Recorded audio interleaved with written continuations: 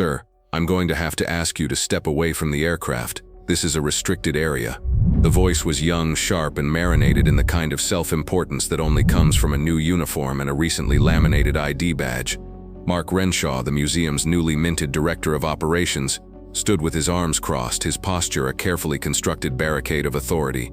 He positioned himself between the old man and the plane, a silent, colossal ghost resting on the heat-shimmering tarmac. Douglas Baker didn't seem to hear him. At 89 years old, his hearing was selective, a skill honed not by age but by years of listening to things that truly mattered. The specific hum of two Pratt & Whitney radial engines, the crackle of a radio cutting through static, the whispered prayers of young men thousands of feet above a hostile world. All other noise was secondary. His gaze, pale blue and watery but still intensely focused, was fixed on the C-47 Skytrain. It sat there, huge and lifeless, its olive drab paint faded by decades of sun, its windows like vacant eyes. To Renshaw, it was asset number 34B, a multi-million-dollar centerpiece of the museum's new aviation wing. To Douglas, it was the Whispering Gale, and she was his. "Sir, did you hear me?" Renshaw took a step closer, his voice louder now, laced with impatience. A few grounds crew members, taking a break in the shade of a nearby hangar, paused their conversations and looked over. "This is not a public viewing area. The official unveiling is next Saturday. You can buy a ticket like everyone else." Douglas finally turned his head, a slow, deliberate movement. He leaned a little heavier on the simple wooden cane in his right hand. His eyes met Renshaw's, and for a moment the young director felt a strange, unnerving jolt, as if he were being assessed and found wanting by a power he couldn't comprehend. "I don't need a ticket," Douglas said, his voice a dry rustle of leaves. "I have an invitation." He ran his free hand over the pocket of his simple windbreaker, as if feeling for a letter that wasn't there. Renshaw's lips tightened into a smirk. "An invitation. I handle all official invitations, and I can assure you, your name is not on my list. What is your name, anyway?" The question was a challenge, a demand for credentials he was certain the old man didn't possess. Douglas Baker. The name meant nothing to Renshaw. It was just a name. He pulled out his radio with a flourish. "Security, this is Renshaw at Hangar 4. We have an unauthorized civilian on the tarmac, refusing to cooperate. Looks like a transient, possibly confused. I may need an escort." He said it loud enough for the grounds crew to hear, establishing his dominance over the situation. The confrontation, which had begun as a simple dismissal, was now hardening into a public spectacle. A small tour group, meandering toward the main building, slowed and stopped, their curiosity piqued by the official-looking man with the radio and the solitary old figure who stood before the giant plane. Douglas seemed oblivious to the growing audience. He was having a silent conversation with the Skytrain. He saw the patch repairs on the portside fuselage just behind the cockpit, and his gnarled fingers twitched, remembering the flak that had torn through the thin aluminum skin over St. Lo. He saw the slight, almost imperceptible sag of the landing gear, and remembered the bone-jarring landings on makeshift airstrips carved out of French farmland. "License and registration," Renshaw said, his hand out, a parody of a traffic stop, or some form of identification. "Museum policy." Douglas sighed, a long, slow exhalation of breath. It seemed to take a monumental effort to pull his attention away from the Whispering Gale. He reached into his back pocket and retrieved a worn leather wallet, its seams frayed, its surface softened by a lifetime of use. He fumbled with it for a moment, his fingers not as nimble as they once were, before pulling out his state-issued driver's license. Renshaw snatched it from his hand. He glanced at it, then back at Douglas's face, a flicker of something, disappointment perhaps, crossing his features when the name and photo matched. He had clearly hoped for a simple case of a confused old man who had wandered off from a nursing home, a problem with a neat, tidy solution. This was just an old man who knew his own name. It was more annoying. "Okay, Douglas Baker," Renshaw said, drawing out the name mockingly. "You've had your little look. It's time to go. The heat out here isn't good for—" The condescension was as thick and suffocating as the humid air. He handed the license back, but as Douglas reached for it, Renshaw's eyes caught something else in the wallet.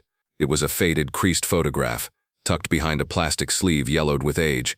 In the photo, a much younger Douglas, no more than 20, stood grinning with his arm around a C-47, the same Whispering Gale that loomed behind them now. "What's this? Souvenir from a past visit?" Renshaw asked, his tone dripping with false interest. He didn't wait for an answer. His gaze shifted to the lapel of Douglas's windbreaker, where a small, tarnished metal pin was affixed. It was a pair of wings, but not the clean, polished kind you'd buy in a gift shop. This one was old, its details worn smooth.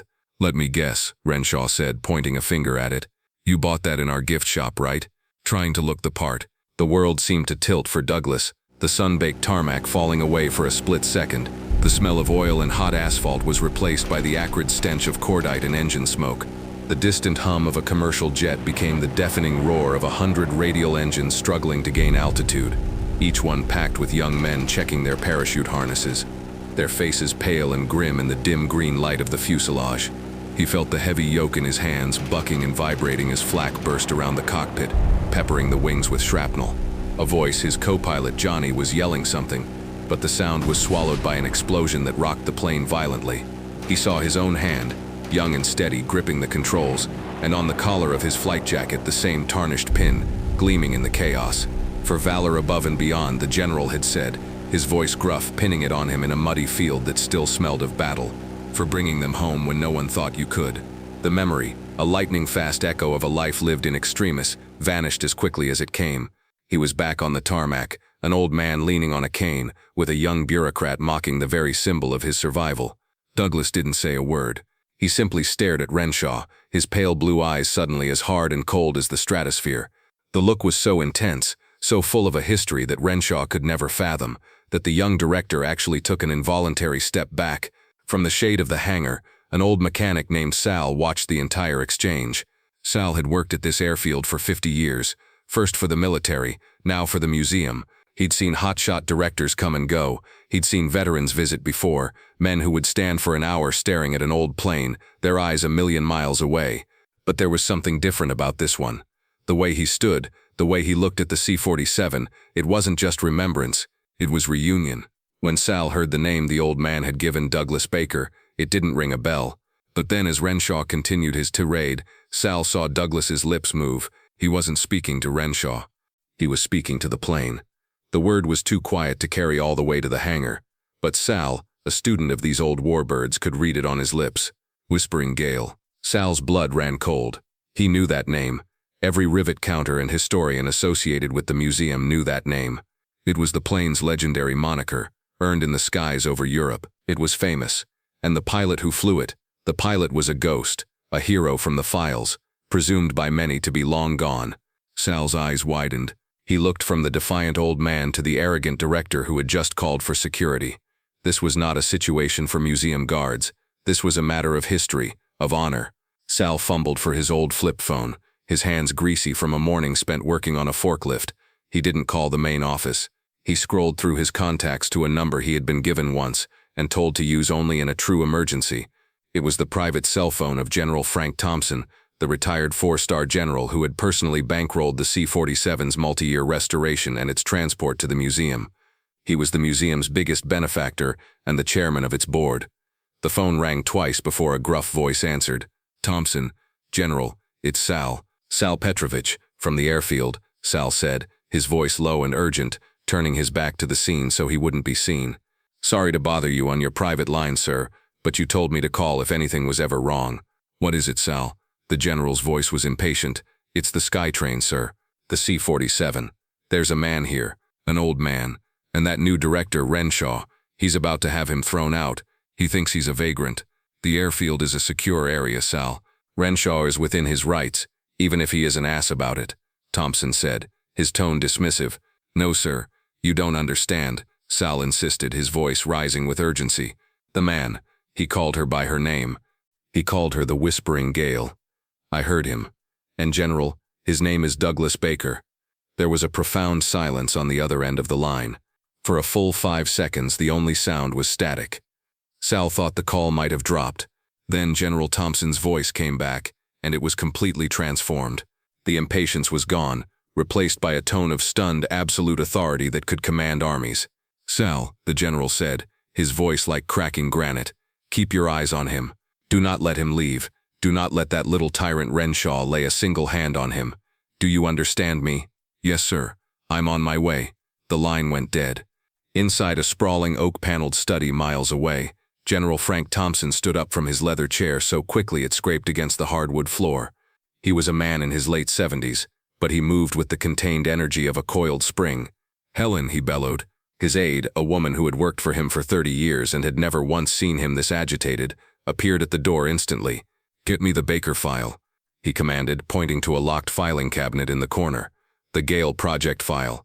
Now, as she hurried to comply, he was already on his desk phone, punching in a number for the local Air Force base where he still held considerable sway. "This is General Thompson. I need a formal honor guard detail. 4 men, dress uniform, and I need them at the west gate of the Amelia Earhart Aviation Museum in 10 minutes. My car is already on its way to you. I will brook no delays. This is a matter of the highest priority." He hung up and turned to his aide, who was holding a thick file labeled C-4743, Whispering Gale, Historical Dossier. He flipped it open, his hands scanning the pages, past restoration invoices and transport logistics, until he found the personnel records from the 439th Troop Carrier Group. And there it was: Baker, Douglas, Captain, Commanding Officer, followed by a list of missions that read like a history of the European theater. Normandy, Operation Market Garden, Bastogne, the Rhine. Attached was a copy of his citation for the Distinguished Flying Cross. "My God," the general whispered, his eyes wide. "He's alive." He slammed the file shut. "Get the car. Tell security at the museum to clear a path to the south tarmac. Tell them General Thompson is inbound." His only thought was of the hero on the tarmac, being harassed by a man who couldn't tell the difference between a legend and a liability. Back at the airfield, Renshaw's patience had evaporated completely. The arrival of 2 burly museum security guards, looking awkward and uncomfortable in their ill-fitting polyester uniforms, had emboldened him. The small crowd of onlookers had grown. The scene was now deeply embarrassing for him, a direct challenge to his authority.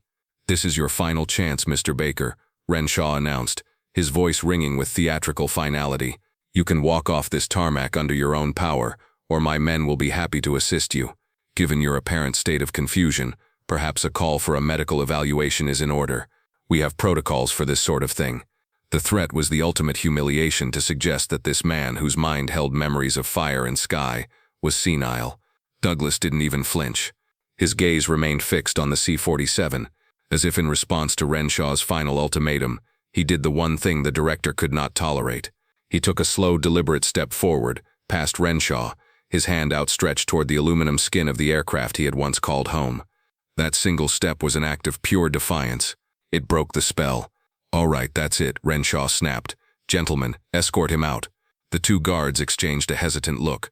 Harassing an old man in front of 30 people with camera phones wasn't exactly what they'd signed up for. But a direct order was a direct order. They moved forward slowly, their expressions apologetic, and then they all heard it. It wasn't the familiar whine of a distant jet or the rumble of a service vehicle. It was the distinct, urgent sound of multiple sirens, growing closer at an impossible speed. But these weren't police or ambulance sirens. They had a deeper, more official tone. Heads turned, searching for the source. A convoy of vehicles swept through the museum's main gate, bypassing the ticket booths and service roads, and headed straight onto the airfield. A black staff car with government plates led the way, flanked by 2 imposing SUVs, and followed by a military police vehicle, its lights flashing silently. The convoy moved with a disciplined purpose that screamed high command. It rolled to a stop 100 feet from the C-47, the tires crunching on the gravel edge of the tarmac. The crowd fell completely silent. Renshaw froze, his hand still pointing at Douglas. The security guards stopped in their tracks. Doors opened in unison. From the lead car, a tall, imposing figure in a full-dress uniform emerged. He wore the 4 stars of a full general on his shoulders, and his chest was a constellation of ribbons. It was General Frank Thompson. Behind him, 4 airmen in immaculate honor guard uniforms disembarked, their movements sharp and synchronized. They carried no weapons, but their presence was more intimidating than any gun. Renshaw's face went white. "General Thompson," he stammered, rushing forward. "I had no idea you were visiting today. We have a small situation here, a security matter, but it's all under control." General Thompson walked right past him as if he were a piece of furniture. His eyes, burning with an intensity that could melt steel, were locked on one person only, Douglas Baker. He marched across the tarmac, his honor guard falling into formation behind him. The only sounds were the crisp crunch of their boots on the ground and the collective held breath of the onlookers. The general came to a halt precisely 3 feet in front of Douglas. For a moment, the 2 old soldiers simply looked at each other. Then, with a motion as sharp and precise as a rifle shot, General Thompson brought his heels together and raised his hand in the most profound, respectful salute he had ever rendered in his life. "Captain Douglas Baker," the general's voice boomed across the silent airfield, a voice accustomed to being obeyed without question. "General Frank Thompson, United States Air Force. It is an honor, sir." Douglas, leaning on his cane, slowly straightened his back. The stoop of age seemed to vanish. He raised his own wrinkled hand and gave a weak but dignified salute in return. A single tear traced a path through the weathered lines of his cheek. The general dropped his salute and turned to face the stunned crowd and the utterly terrified Mark Renshaw. He gestured toward Douglas. "For those of you who do not know," he began, his voice radiating power, "you are in the presence of an American hero. This man, Captain Douglas Baker, was the pilot of this very aircraft, the Whispering Gale, with the 439th Troop Carrier Group." He pointed to the C-47. "On the night of June 5, 1944, Captain Baker flew this plane over Normandy, dropping men from the 101st Airborne behind enemy lines hours before the beach landings. He flew it again during Operation Market Garden, through skies so thick with flak you could have walked on it.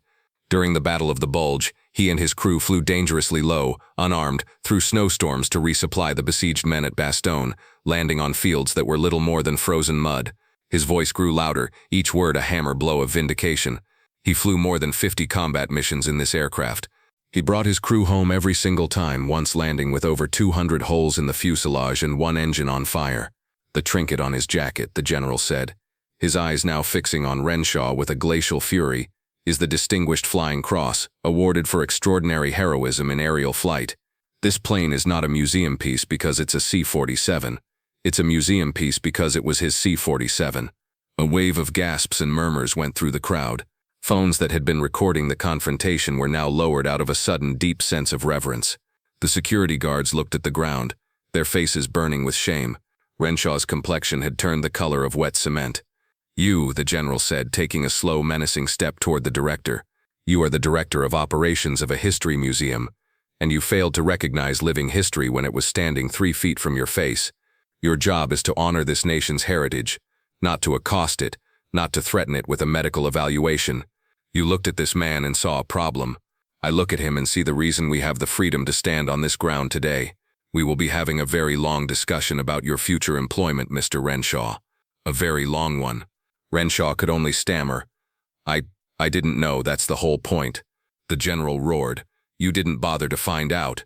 It was then that Douglas spoke. His voice was quiet, yet it carried with absolute clarity in the stunned silence. He placed a frail hand on the general's uniformed arm. "It's all right, Frank," he said, the use of the general's first name a stunning intimacy. "He's young, he sees policies and procedures. He sees the building, but he can't see the soul inside it yet.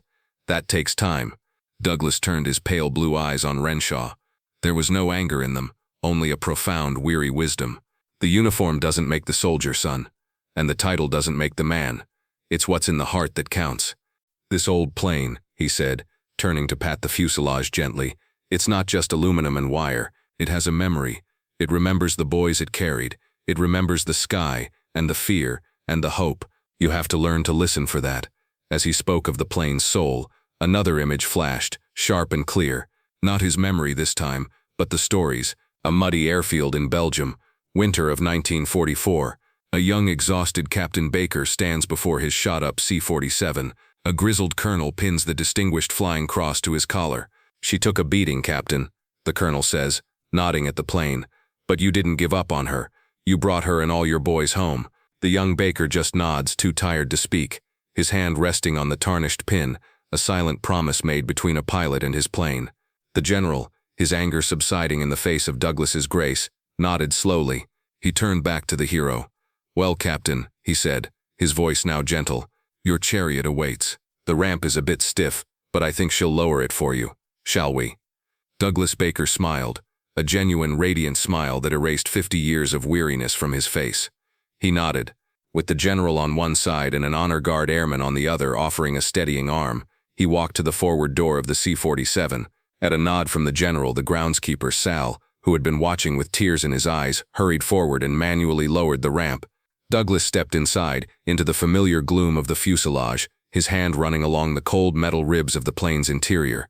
He was home. In the weeks that followed, the story became local legend. The museum board, at the vehement insistence of General Thompson, issued a formal and public apology to Captain Baker. Mark Renshaw was not fired, but was subjected to a far greater humiliation. He was reassigned to the museum archives, a basement office with no windows, and tasked with digitizing personnel files from World War II. His first assignment was to create a comprehensive digital record for the entire 439th Troop Carrier Group. A new magnificent bronze plaque was installed in front of the Whispering Gale. It told the plane's story, and at its center was a large photo of a handsome, smiling young Captain Douglas Baker, with a detailed account of his service and heroism. One quiet Tuesday afternoon, Renshaw was on the main floor, his current duty being to polish the new plaque. He looked up and saw Douglas Baker sitting on a bench near the plane. He wasn't alone. He was surrounded by a rapt group of schoolchildren, telling them stories not of war and death but of friendship, of the French countryside seen from above, and of how a plane could have a personality. General Thompson stood nearby, watching with a proud smile. Douglas looked up and his eyes met Renshaw's across the polished floor. For a long moment they just looked at each other. Then Renshaw, humbled and changed, gave a slow, deliberate nod of respect. Douglas Baker, a hero who had faced down enemy fire and bureaucratic ignorance with the same quiet dignity, nodded back. It was a simple gesture of forgiveness, a final lesson in grace. The cycle was complete. The soul of the museum was beginning to heal. Thank you for joining us for this veteran valor story. If you were moved by Captain Baker's incredible journey, please like this video, share it with others who appreciate true heroism, and subscribe for more stories of the brave men and women who served.